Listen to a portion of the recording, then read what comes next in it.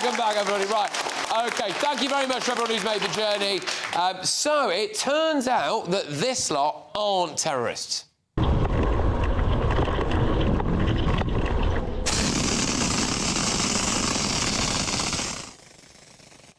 Well, today, a judge ruled that the government was wrong to prescribe Palestine Action as a terror group. I believe that we have won! I believe that we have won! I believe that we have won! I believe that we have won!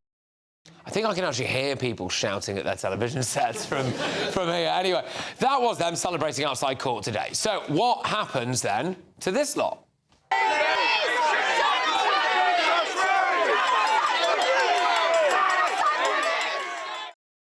Loads of people have been arrested for supporting Palestine Action. So what happens now? They're in kind of limbo, aren't they, really? Look, mark my words, I feel like this decision will make Britain worse, ultimately. I think it emboldens people like this. Zionists, get out there and fight them, get out there and meet them in the street, get out there and let them know that you do not stand by them. Do you understand me? Bob Villain there. And people like this. Yeah,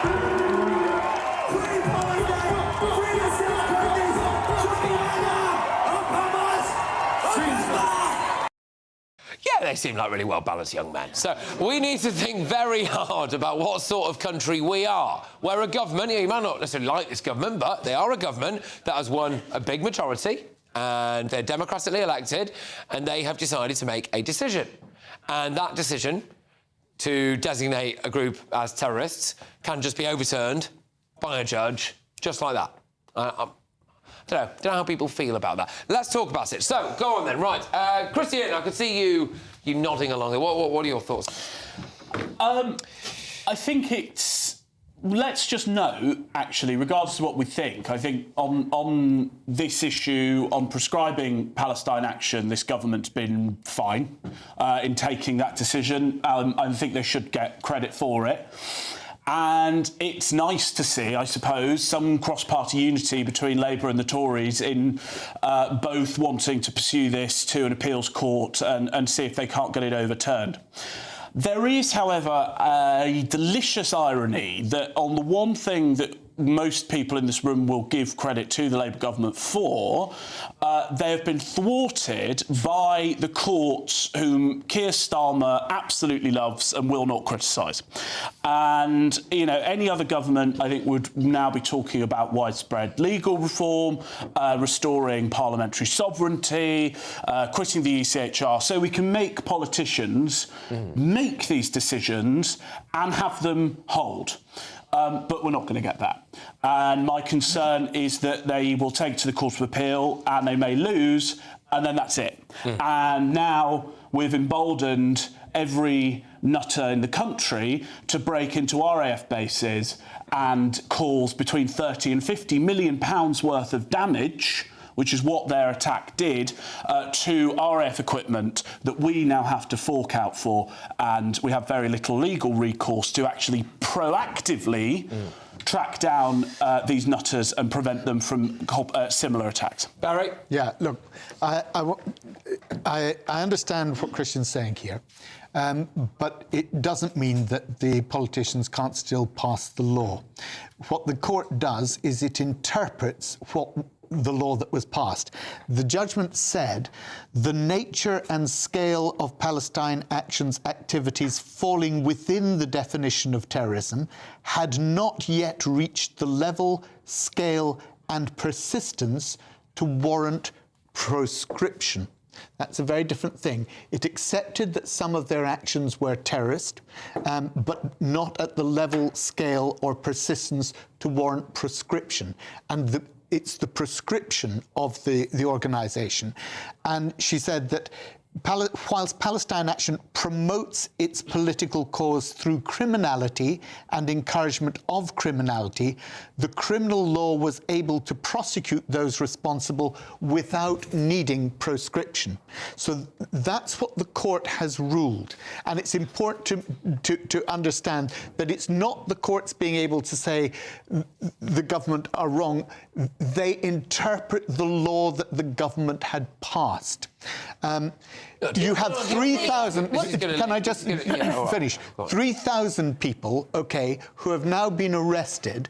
We're talking about vicars, lawyers. We're talking about retired doctors, nutters, 80-year-old people, but people whom sitting there holding up a sign who nobody in their right minds thought was going to go out themselves and commit a terrorist act. Right. And therefore, I think there's a mess here, and we need clarity about what the law actually is, and the appeal court ought to give that. All right.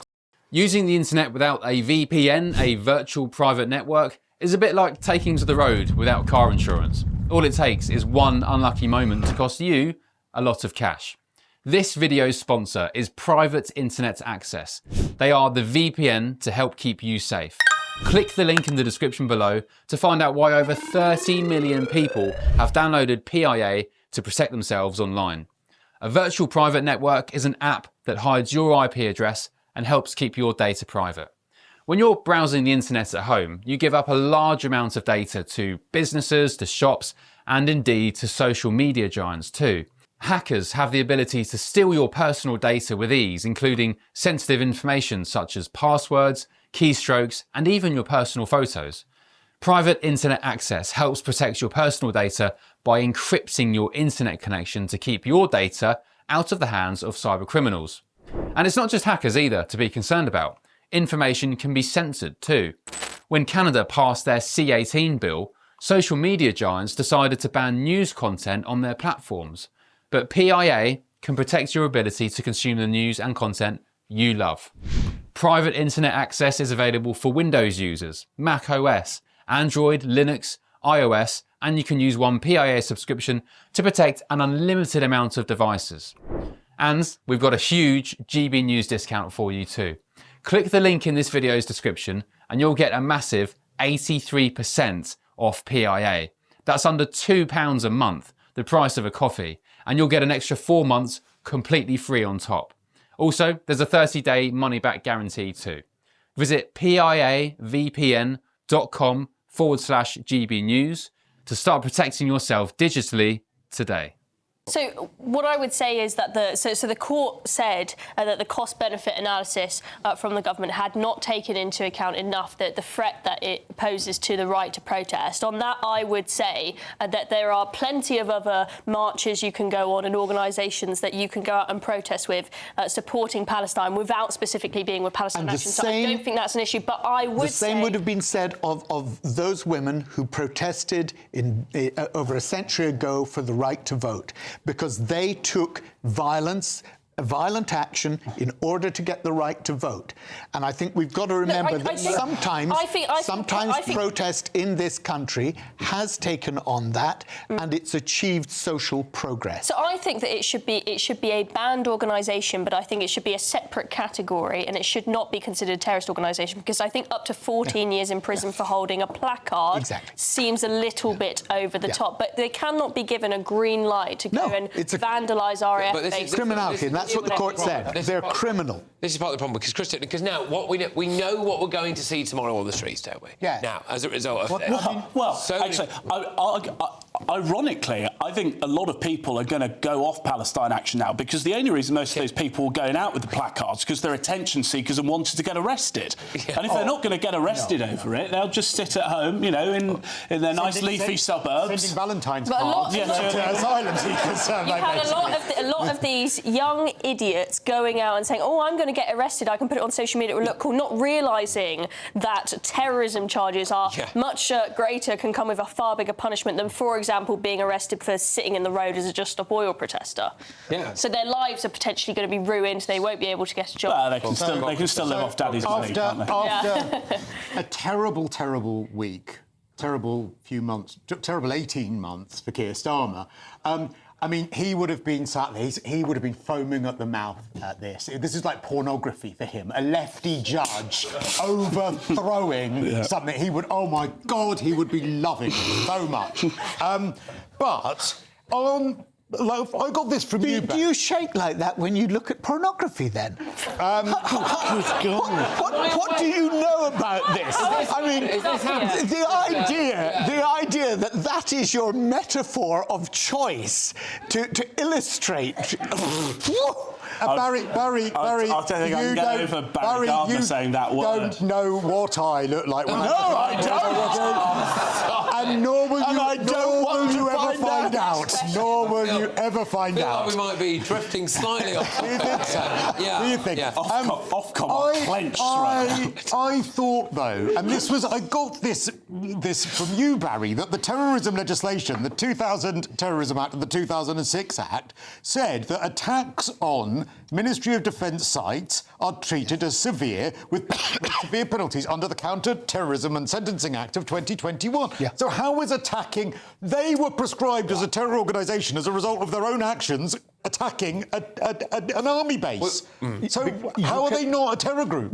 You can commit a terrorist act and yet not be subject to the laws about proscription. And that's the point that the judges made today. Well, it was, as I said, the court said that the government, in their report, their assessment of how much of a risk that Palestine Action posed was accurate, but they hadn't weighed it up appropriately with the risk it poses to the right to protest. And that is what means that the court thinks it doesn't meet the bar of it being a terrorism organisation. This is what I want to put to you, Christian, because...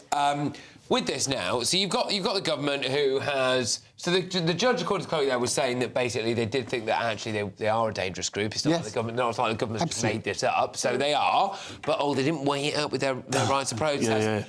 So at the moment in court, we've also got the one in, one out deal with the loads in, one out deal with the friends. But that's going to because that's still going. There's a high court battle there to try to get that stopped, so they could scrap the deal. And now you've got this. So it's like, whenever a government wants to introduce some form of relatively strong policy, whether it's to do with immigration, whether it's to do with proscribing people as terror groups, you can just go to the High Court and find a judge and they'll change it. Yeah, and there's other things as well. Like, for example, if you want to take something to the court, your costs are often capped at something like £20,000. So you just need one rich nutter to pay that. And if the costs run into the millions, then we as taxpayers stump up the rest. So I think the incentives are all very much wrong. My issue with what Barry said, though, is that he almost made the argument against prescribing anything. Because if all of it can be dealt with under the Terrorist Act, then prescribing an organisation as a whole, I don't understand the point. The reason why we prescribe organisations is both it's a preemptive matter, and I think it's a strong symbolic matter, that you cannot... it's wrong. If I went and, you said that they were just arrested for holding signs. Well, take that with another terrorist group. If I go out and say Hamas or the Aryan Brotherhood, there's a reason that it's illegal. And as I said earlier, my concern is now that we've given the green light to nutters. And you talk about judges saying we've not done a proper cost-benefit analysis. Fine, right. Well, should the government have sat back for another couple of years, let them get on with another few RAF bases until we meet that threshold? Or was the government right to step in when it did? And actually, judges now we're going to have to go through this whole rigmarole again. It'll cost us tens of millions of pounds more for the same impact. I want whatever government we elect of any stripe to have the power to do what it wants, and if they get it wrong, we vote them out. Judges need to get out of politics. That means we must pass... Well, it's taken an hour and 14 minutes. We've probably had the first round of applause. Well done, very good. That means we must pass the legislation in the form that we intend. And that's effectively what the courts say the government didn't do. They didn't get it right because they didn't define it properly. to achieve what it wanted. Barry, was it? No. Not very forensic. For a former DPP. But let's be thankful that we live in a society in which governments can be held to account. Because it doesn't matter whether you approve of a particular government or you don't. Okay. We need the law sometimes to hold the government to account. Just